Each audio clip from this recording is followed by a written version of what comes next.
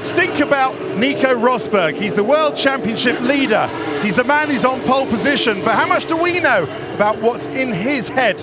Martin Brundle sat down with him just over there at Turn 1 a little earlier in the weekend.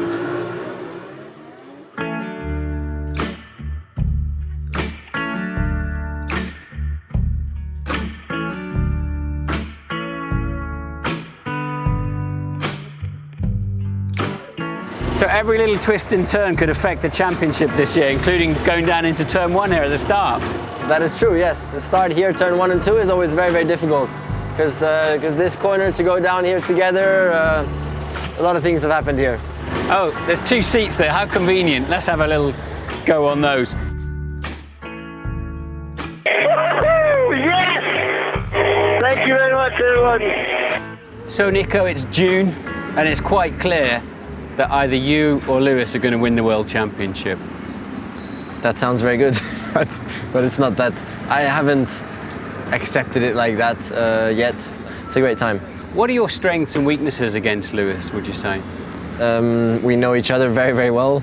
We know our strengths, we know our weaknesses, because it's all exactly the same as it was back, when we were 14 years old. There's so many similarities and so many déjà vus coming every single day. It's quite funny, actually. Like, give us an example. For example, when being moody, when one of us is not happy, the other one's happy, and all that is exactly identical to how it used to be. Have you talked with Nico since the race? No. Do you not think communication is important if you're going to kind of clear up any bad feeling? No. What about in terms of mending bridges with your friend? Well, we're not friends. A lot of people in the paddock and a lot of fans, not including me, think that it was an intentional error you made in Monaco in qualifying. That's not how I called it. What can you tell us about that? You braked, I think, 12 meters later. No, that's not true. It's not factual. No, that's not true. That's too deep, that's too deep. And that's Rosberg's qualifying over and done with. It was pretty simple that I was down on my lap time, and so what do I do as a racing driver? I just push more, and just made a mistake, and that's it. And the awkward thing was going to the stewards afterwards, actually. That was the most strange thing, which I didn't really expect. It's hard enough to be friends with your teammate in any normal season, but this season, it's impossible, surely, isn't it, to maintain a relationship? No, it's not impossible. It's difficult, and more difficult now, for sure, yes, because there's just more at stake. And it's always me against him. So he said, he's quoted as saying... Here we go. He's quoted as what has he said? That, Let's have it. That he's more hungry than you because he came from a poorer background. You saw that stuff. Yes, I did. Yes. What did you think to it? Well, he clarified that after the race.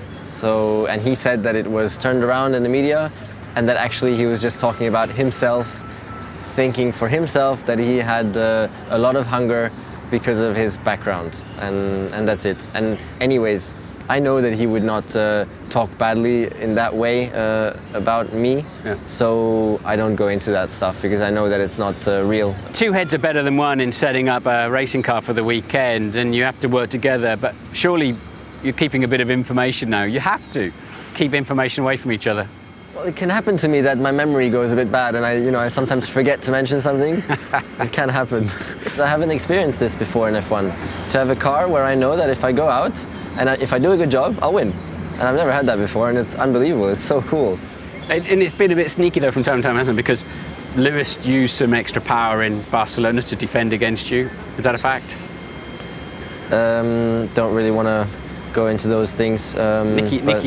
Nicky said that was a fact. We have it's boost. It's boost apparently in the media, and we have a switch where we can increase our electrical deployment and reduce, and we are always using that in battles, and it's a strategy thing, because when you increase it, yes, you can have it for a lap or 2, but afterwards you're really in trouble because you don't have any boost anymore.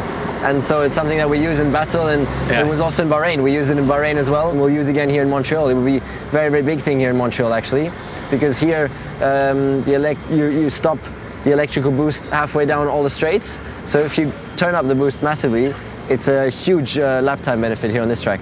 It's like Piccadilly Circus sitting here, isn't it, before the event. I just love to see it because suddenly this becomes a Formula 1 track tomorrow. Meanwhile, fans and trucks and everybody can enjoy it. Yeah. I was more focused on the interview actually, but everybody, you know, has his has his focus where he decides.